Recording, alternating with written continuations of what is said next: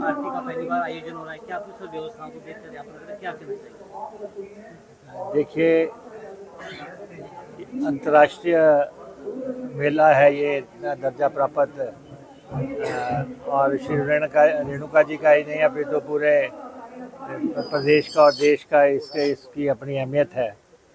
और श्री परशुराम भगवान जी के इस प्रांगण में इसमें हम आपके साथ बातचीत कर रहे हैं।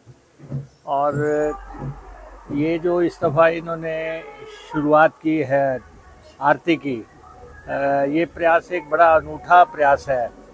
और ये सिर्फ शुरू करना एक डिफ़िकल्ट टास्क था, और आपने देखना है कि ये बड़ा लॉन्ग वे जाएगा, इसके बहुत दूरगामी परिणाम निकलेंगे। धार्मिक पर्यटन के हिसाब से ये स्थान अब बहुत बड़ी ख्याति प्राप्त करेगा। स्थान की महत्वता तो बहुत पहले से ही है, स्थान तो दूर दूर से लोग यहाँ पे आते हैं, लेकिन जो आरती की शुरुआत हुई है, जैसे गंगा आरती वगैरह होते हैं, उसी ढंग से ये सोच और ये थॉट प्रोसेस उसको इम्प्लीमेंट करना। इस दफ़ा मुझे बताया कि 1500 दिए जो है यहाँ प्रज्वलित किए गए, और उनको और जनता की अटूट निष्ठा और भावना जो है सामने नज़र आ रही थी, इंतज़ार कर रहे थे।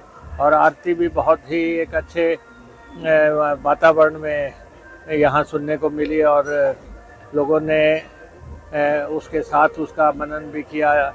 तो इसलिए हर चीज़ की शुरुआत करना एक दिक्कत होती है। और बाकी तो यहाँ के जो तालाब का निर्माण होना है, उसका 13-14 करोड़ रुपए का एस्टीमेट है। अब हम देखते हैं सरकारी स्तर पे इसकी फंडिंग के बारे में, या जो यहाँ पे पावर प्रोजेक्ट्स आ रहे हैं उनसे भी हम बात करेंगे। रेणुका जी का प्रोजेक्ट यहाँ पे 40 मेगावाट का पहले चल रहा है, और दूसरे प्रोजेक्ट्स भी यहाँ पे आ रहे हैं, उनसे भी हम बात करेंगे। लेकिन बहुत ही धार्मिकता के हिसाब से स्थल की अहमियत पहले से कई फोल्ड बढ़ रही है। सर, पर्यटक स्थल के हिसाब से माना जाए तो दिल्ली या शिमला, यहाँ से कोई डायरेक्ट बस हो सकती है दिल्ली के लिए, शिमला के लिए, अन्य जिलों के लिए? नहीं, देखिए, तीर्थ तक तो चले बसें जो चल रही है। नहीं, देखिए, दिल्ली का बस ले जाना तो थोड़ा डिफरेंट बात है, क्योंकि हमारी बसें जो है चंडीगढ़ से आगे बहुत बसें खाली जाती हैं और पैरेलल जाती हैं, और उनकी इनकम बड़ी कम है।